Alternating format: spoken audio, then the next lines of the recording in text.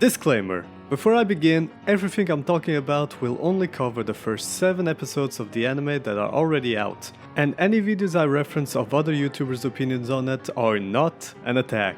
Everyone's entitled to their own opinion. Having that said, they're wrong! So, first of all, Isekai. Yeah, the genre is oversaturated and we all make fun of Geekuk for loving all the trash that comes with it. Welcome to the Isekai zone! This is just an obvious statement. The genre is not deprived of its beautiful gems, however. ReZero, Konosuba, Yosho Senki. But with so many bad apples out there, personally that makes me not that big of an Isekai fan.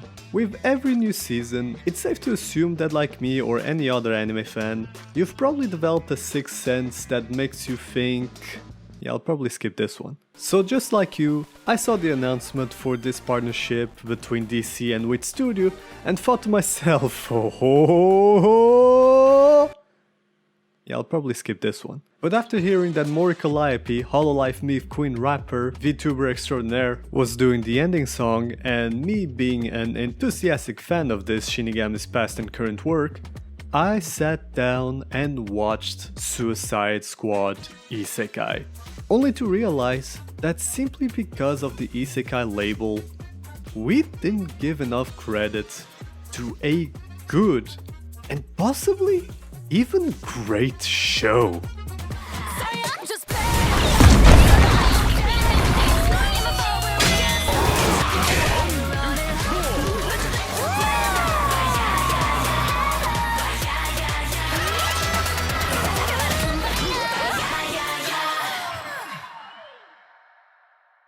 Ne, こことは違うどこか。新しい世界に行きたいと思ったことってない? Every single day, Harley. Every single day. The plot of this anime revolves around the notorious government official director of Argus, Amanda Waller, and her plan to extract and acquire natural resources by opening a portal to another world. And who best to make contact with the civilization of said other world than a bunch of mentally unstable villainous freaks, am I right? This entire setup is pure dumb fun, in all the best ways possible. And I think that's part of the reason why the reception to it is so mixed. You've got a recipe that at first glance doesn't really make sense, and yet its too many ingredients are equally beloved by so many people. On one side you have a well-established IP based on DC's crazier villains turned anti-hero team forcibly contracted for the government's deadliest missions. And on the other, you have one of the most popular and easily recognizable anime genres of the current age. And since these don't quite naturally mix, it creates a product that makes you consume it more for one factor or the other. Which is why, before I continue, I have to tell you that in my humble opinion, this is a Suicide Squad anime first, and an Isekai anime second. Yeah, great job, MrGoodSir. Did you know that the sky is blue too? Listen here, you little rascal. What I mean by this is that the main criticism that I've found online is that the fantasy aspect of this show is bare bones, unimaginative, and cliché. To the point where even Clayface uses the term isekai for exposition purposes. He's the weep of the group, by the way, and I appreciate him. Even if he does look like Muzan Jackson. We'll get to characters in a minute, but to finish my point, I think people put too much importance on the fact that the screenplay for the anime was written by Nagatsuki Tappei, probably expecting an equally well-developed world like his most well-known series. That's not what we have. And honestly, I think that's great. Remember me describing the plot just a moment ago? Because that's all there is to it. This is Default Fantasy World 1.exe. You have humans, orcs, elves, furries. There's a cliché war going on and we're on the side of the human empire. Who cares? I think YouTuber Karu said it best. Quote, "For an isekai, the world is the most generic, white bread fantasy land.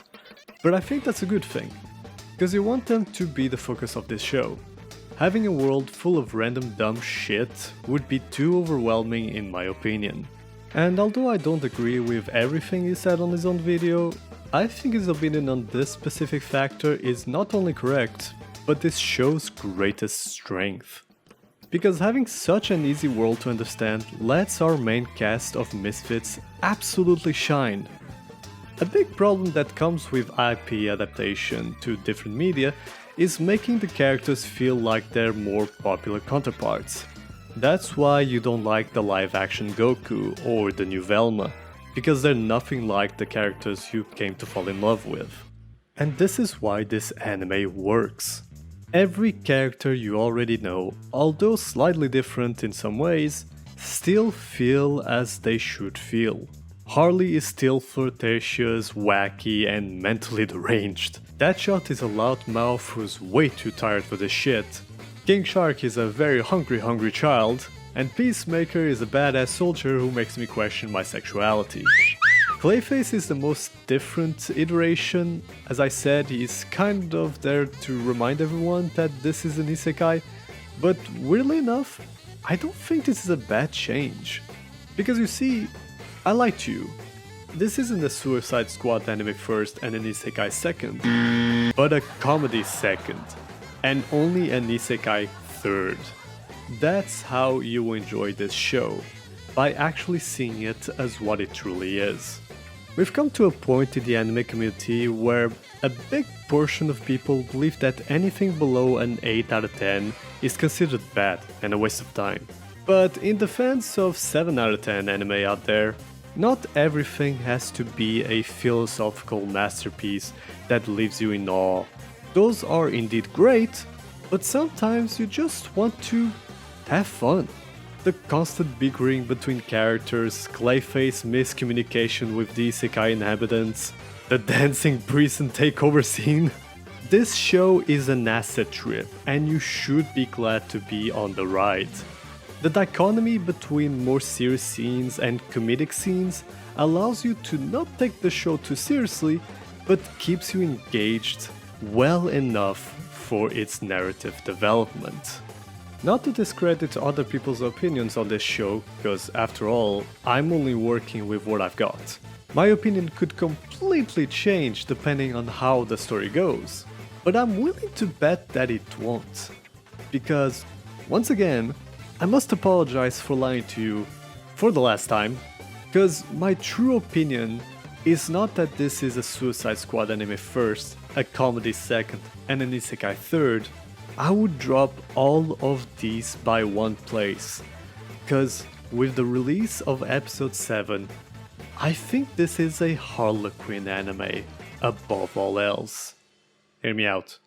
You see, my point still stands in regards to the main characters, but I don't think any of them are as well developed or as well represented as Harley Quinn.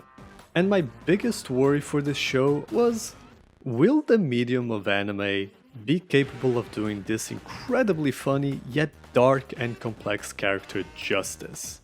Not to say that anime isn't capable of such, there's some really dark stories in this form of entertainment. But at first glance, both from the trailer and first couple episodes, although there is bloody violence and a lot of swearing, it still felt like a pretty safe representation of the IP for a broader audience. However, episode after episode, I got this eerie feeling from Harley, one I couldn't quite put my finger on at first, cause every time I thought about it, I would later get distracted by her loony antics and great fighting sequences. As an example, in episode 5 our squad starts running out of weapon supplies, and Harley's first thought is to use her remaining bullets to make her the shape of a heart. Later on, they go to the wreckage of the first squad that came to this world for more supplies, only to find that it had become the nest of a freaking dragon. Remember, this is a isekai. And while most characters evade and try to fight the beast by normal means, in classic Harley intelligence, she uses a magical growing frying pan. A magical frying pan to counter the dragon's fireball. And it's just great. It's brilliant. Not only that, she later adopts the dragon's newborn offspring, since he confuses her for his own dead mother. Which I suppose makes her Harley Stormborn of Astargarden, first of her name, Mother of Dragons and Lover of Chains. But for all the lunacy this character has, I think people forget her convoluted nature, especially when she's not in the Joker's shadow. By making him a support character who's mostly seen through flashbacks, this couple's toxic romance is fully viewed through Harley's demented eyes. It's the looks she gives him, how she references him, the lessons he taught her, and what's more fascinating, when you think of iterations of Harley Quinn who have escaped from Joker's grasp, in those cases she tends to understand that she had been brainwashed, making her see reason and logic, as well as the error of her ways in order to break free. Here, it's the opposite. She's fully aware of her first-hand experience with brainwashing, but sees it as the way she finally got to be her real self. This is even reinforced by her interaction with Yone, the princess of this fantasy land. A shy, sheltered girl who never has the courage to speak her mind to her mother and queen. She has quite the physical and mental resemblance to Harley's past identity, which rubs our main character the wrong way. But nothing compares to her fight in episode 7. This is the point where I should say, spoilers ahead, I'm not someone who's easily affected by spoilers, so I'm kinda bad at deciding what to put and not to put on a video. I'll try to keep it at a minimum, but if you've got the itch to watch Suicide Squad Isekai already, do it now, it's really good, I swear. And if you haven't been convinced yet, it's context time. Our squad meets the first team of misfits that came to this world and are now fighting against the human empire. This team includes the Thinker, who has the ability to mind control. Him and his army completely overpower our main cast in this first encounter, and as a second fuck you, they fortify around the portal which our characters must get in range every 72 hours so that their trademark neck bombs don't explode.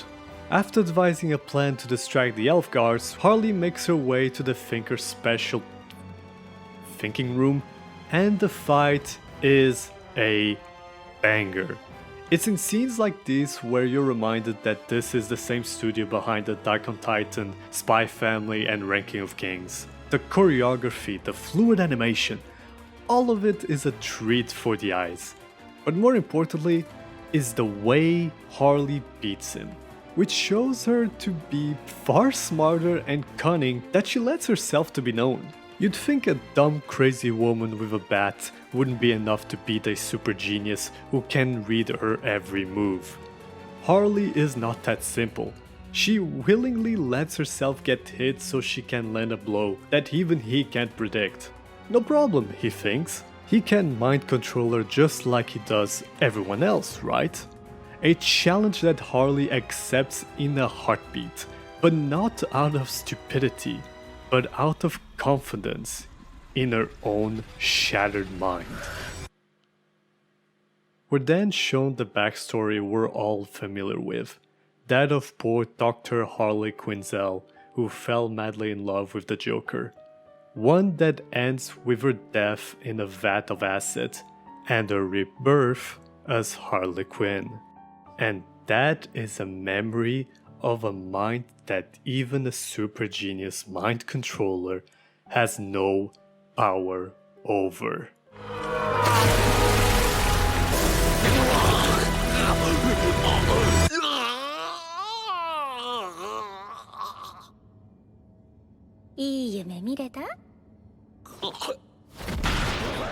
I'm not joking when I say that this expression has left me as terrified as the Thinker, and Harley has made some pretty crazy faces thus far.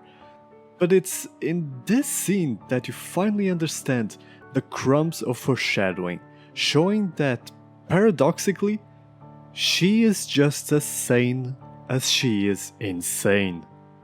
As you may know, I'm a sucker for a character that completely changes my perspective of them, showing that there's far more depth in them than I initially expected. And in this show, that is Harley. So, in conclusion, I think if you're here for the isekai, this show's not for you. But on the other hand, if you're interested in these characters and how they would react in a fantasy world, then it's a must watch this season. I commented on YouTuber Kami-chan's video my entire point.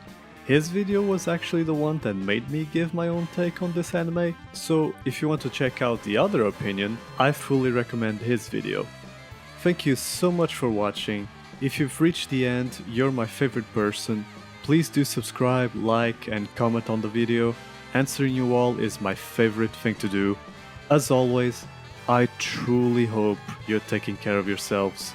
You'll always be welcomed here. I love you. Bye bye.